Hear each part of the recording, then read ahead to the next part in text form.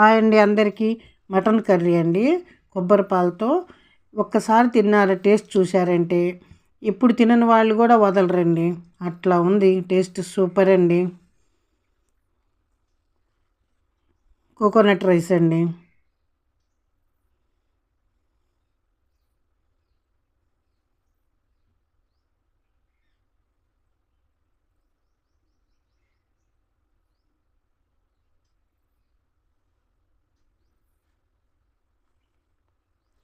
చూడండి కర్రీ ఎంత బాగుందో,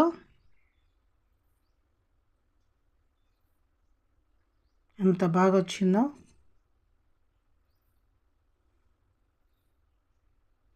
గ్రేవీ కూడా బాగా వస్తుందండి కొబ్బరి పాలతో.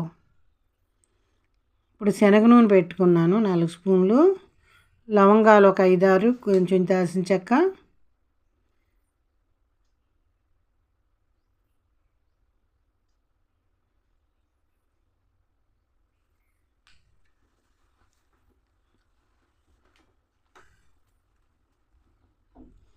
మీడియం సైజు 4 పెద్ద ఉల్లిపాయలు, పచ్చిమిర్చి ఒక 2,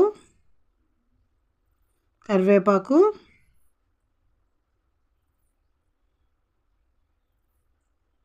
అల్లం వెల్లుల్లి పేస్టు,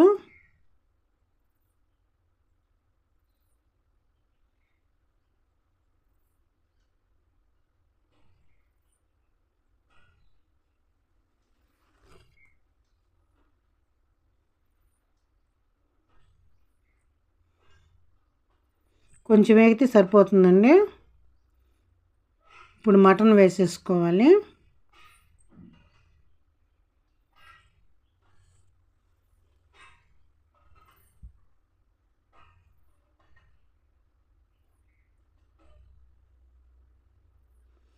కళ్ళుప్పండి టేస్ట్కి తగినంత, 1/4 పసుపు. ఇప్పుడు నీరు వస్తుంది కదండి, ఈ నీరంతా ఎగిరే వరకు అట్టు పెట్టాలండి. మూత పెట్టి ఉంచితే ఆ నీరంతా ఎగరాలి. సిమ్లో పెట్టుకోవాలండి. కర్రీ ఎప్పుడూ కూడా లో ఫ్లేమ్లోనే ఉండాలండి.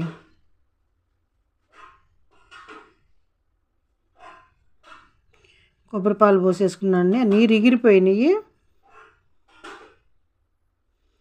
కారం, పచ్చళ్ళ కారం ఉంటుంది కదండి 1 స్పూను, మసాలా కారం ఉంటుంది కదండి సాంబార్ కారం అంటాము, అదొక స్పూన్ వేసుకున్నానండి.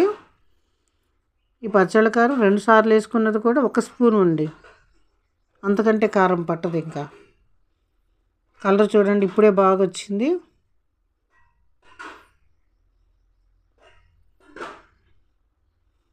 గరం మసాలా 2 స్పూన్లు అండి. కొంచెం వెన్న వేసుకున్నాను.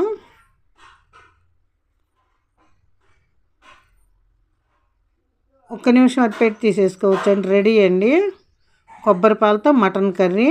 ఇప్పుడు కోకోనట్ రైసు, కొంచెం సన్ఫ్లవర్ ఆయిల్, కొంచెం నెయ్యి,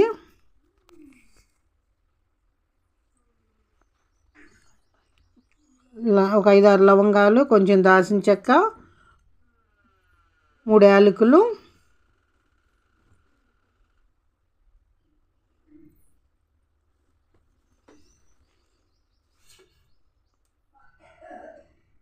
ఒక ఆనియన్, టమోటా, 2 పచ్చిమిర్చి తరుగు వేసుకున్నాను.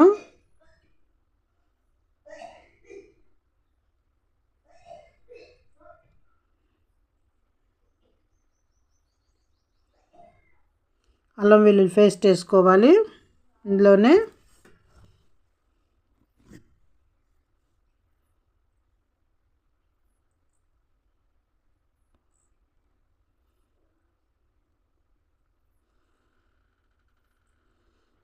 నూనెలోనే రైస్ వేగితే బాగుంటుందండి. నేను గబాలను ఎసరు పోసేసాను.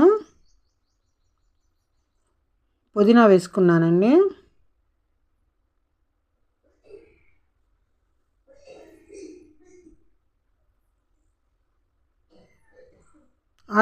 బిర్యానీ మసాలా అండి,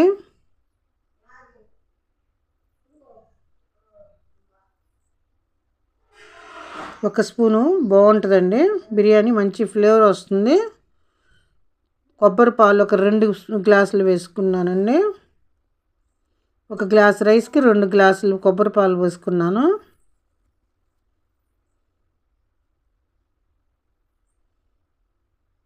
టేస్ట్కి తగినంత కల్లుప్పు వేసుకున్నాను. ఇప్పుడు రైస్ వేసుకుంటున్నానండి.